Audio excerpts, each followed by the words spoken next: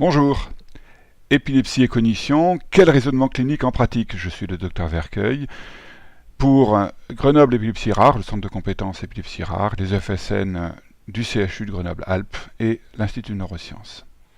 Ce diaporama présente les principes du raisonnement clinique devant la problématique épilepsie et troubles cognitifs ou comportementaux. Le problème est le suivant. Une personne présente une épilepsie et des troubles cognitifs. La question qui se pose est celle des relations entre l'épilepsie et la cognition. En fait, c'est un problème beaucoup plus compliqué que ce qu'il ne paraît, parce que l'intrication des deux troubles est majeure. Le diaporama va présenter un petit peu ces différents points, notamment les facteurs qui peuvent jouer un rôle dans ces interactions épilepsie et cognition. Et nous terminerons par la question de la prise en charge. En premier lieu, il y a bien sûr le facteur étiologique, c'est-à-dire la cause, ce qui signifie que le cerveau qui est à l'origine de l'épilepsie peut présenter une affection, une maladie, qui est à l'origine à la fois de l'épilepsie et des troubles cognitifs, des troubles des apprentissages, des troubles du développement, des troubles de comportement. C'est ce qu'on appelle le facteur étiologique. Une même cause se rend responsable de l'épilepsie et de la cognition. Le deuxième facteur auquel on pense rapidement est le facteur épilepsie. C'est-à-dire que l'épilepsie peut jouer aussi un rôle dans la survenue des troubles cognitifs, des troubles du comportement, des difficultés d'apprentissage, des troubles de la mémoire, etc. etc. Comment?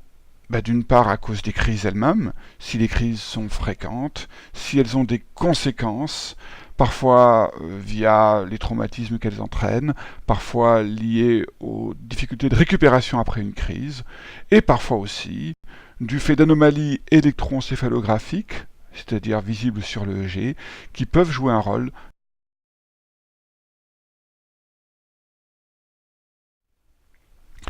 Troisième facteur qui peut jouer un rôle, c'est le traitement.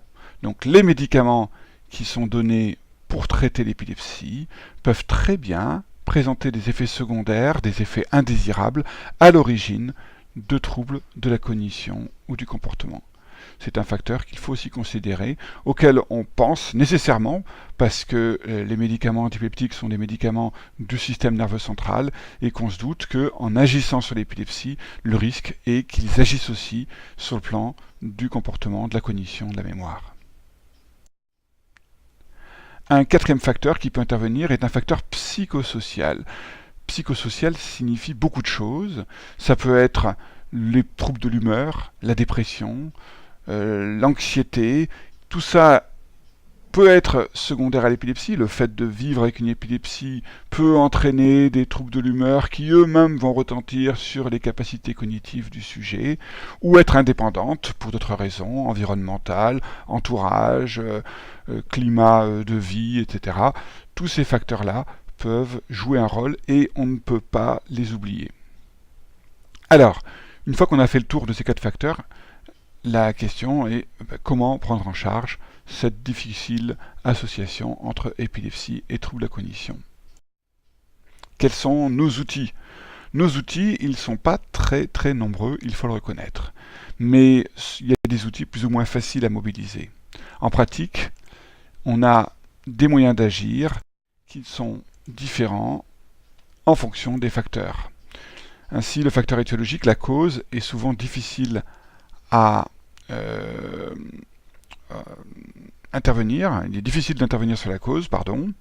Le facteur épilepsie est bien sûr la cible du traitement, mais parfois les traitements sont insuffisamment efficaces et on est devant une épilepsie qu'on appelle pharmacorésistante ou réfractaire, c'est-à-dire que les crises se poursuivent alors qu'il y a un traitement. Le facteur thérapeutique, le facteur traitement, est un facteur qui peut être en revanche accessible, puisqu'après tout, nous avons la main sur le choix des médicaments. Et le facteur psychosocial est aussi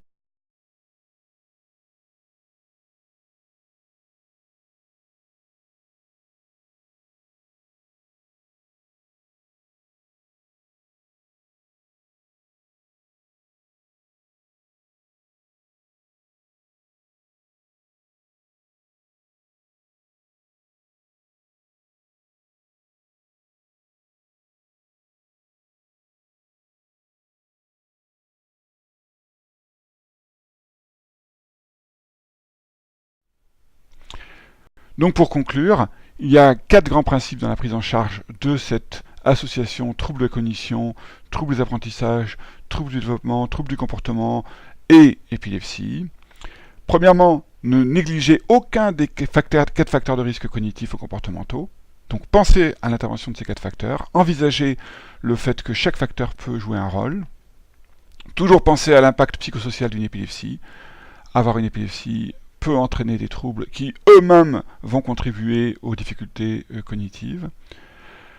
Troisièmement, prioriser les risques d'effets indésirables des médicaments antiépileptiques, parce que ce sont des effets sur lesquels on a des moyens d'agir, bien sûr.